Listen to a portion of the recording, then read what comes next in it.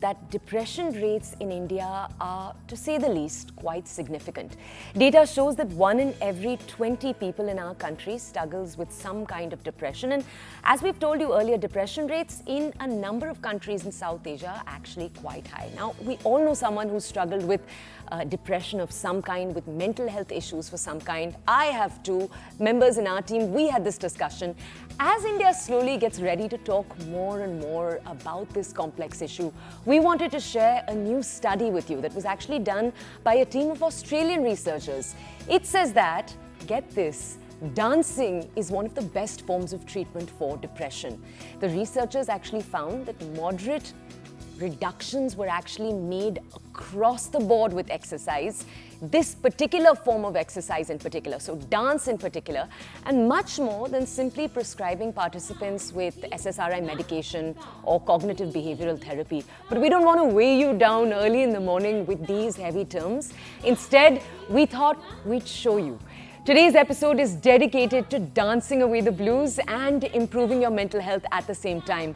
Pioneering this right here in India. First, we'll start the show with IIT Mandi, where a team of researchers actually studied Odissi dance to understand its impacts on mental health. Let's go over to Dr. Varun Dutt. He actually was part of the study. He did this study with a team of other researchers. Let's talk a little bit to him this morning. Good morning, Doctor. Thank you for joining us here on the show. Doctor, let's just start out with a simple question.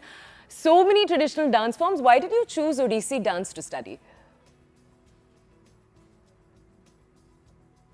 Yeah, thank you, ma'am, for that question. So the answer is that the Indian classical dance forms have come from the Natya Shastra text from Sanskrit, which is the fifth Veda.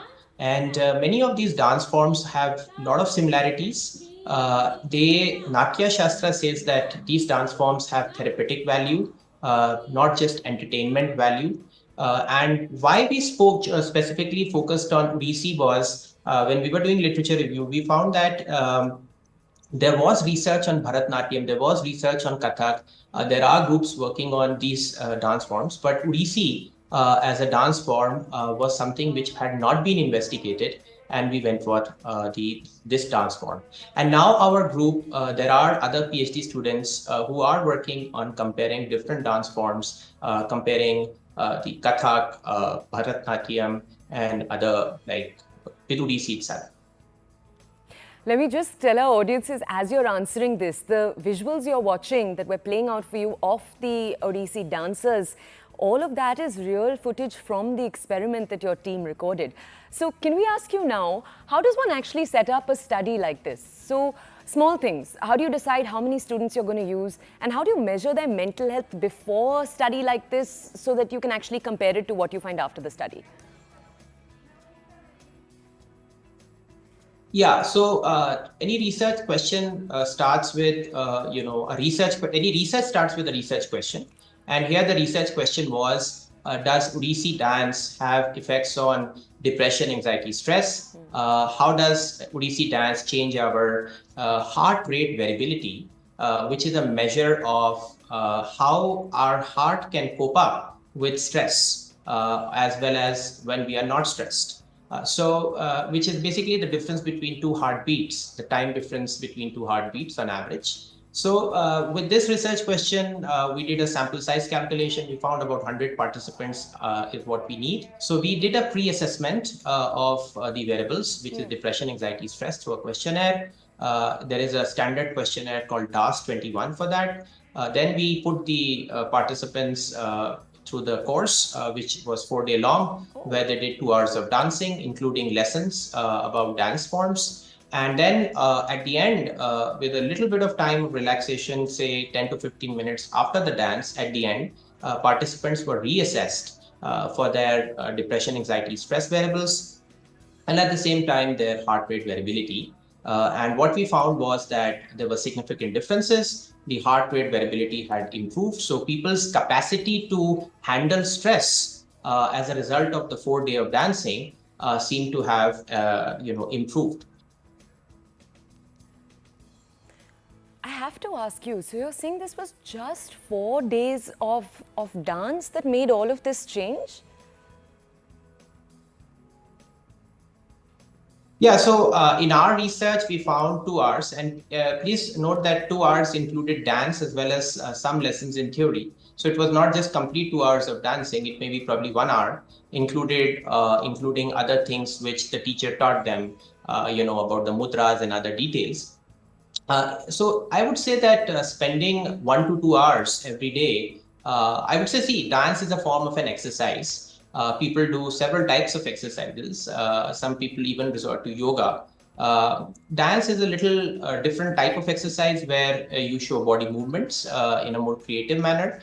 So if you see it from that balance, 1 to 2 hours of exercise keeps the doctor away and makes the body and mind healthy. And it's doable.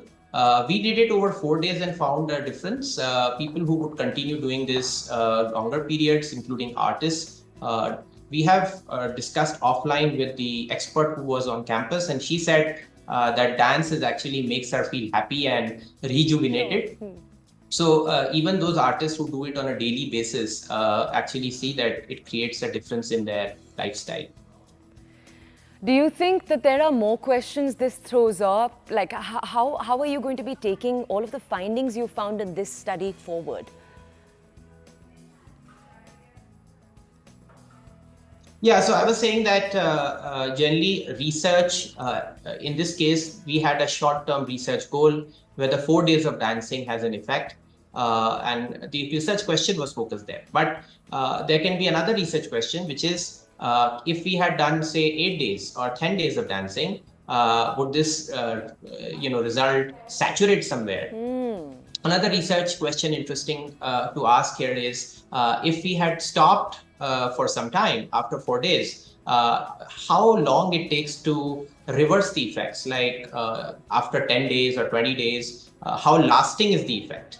So these kinds of questions can only be answered if we have the ability to do longer interventions and also measurements which are longer in terms of, after we stop the intervention, we want to reassess people, say, just immediately and after, say, 2 weeks, and also have longer interventions. So these are the motivations for me saying that probably we should try out other research questions as well.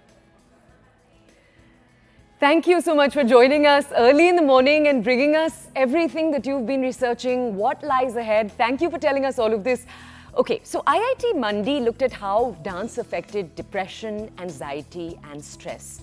There's actually an organization in Delhi that for years now has been working with people to help them use movement to express themselves and confront their mental roadblocks. In general, improve their mental health. This organization is called the Creative Movement Therapy of India. We went to see how one of their sessions actually was in action. Take a look.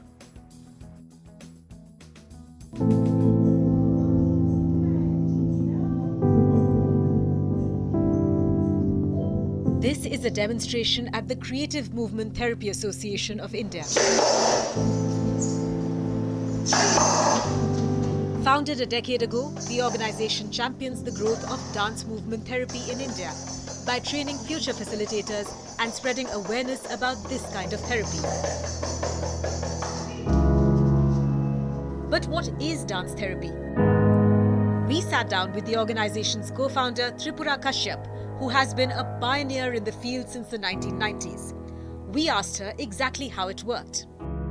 When a client comes and says, this is my issue, that may not be the only issue. There might be other issues that are connected to that issue. So we do something called a movement evaluation and assessment.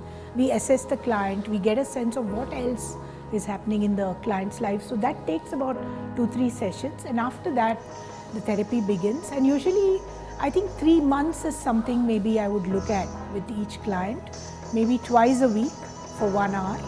And like I said, taking the client through 5 stages of movement seeding, movement exploration, expression, and finding a resolution in the session for their problems, and then finally integration.